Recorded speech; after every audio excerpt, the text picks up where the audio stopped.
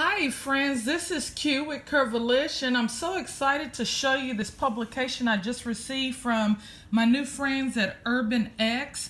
urbantech is a startup that's reimagining what urban living is going to look like for all of us, including lifestyle, my particular area of specialty. And this publication includes the future of the legible city, an oral history of urban rule breaking, and an artist's view of the city.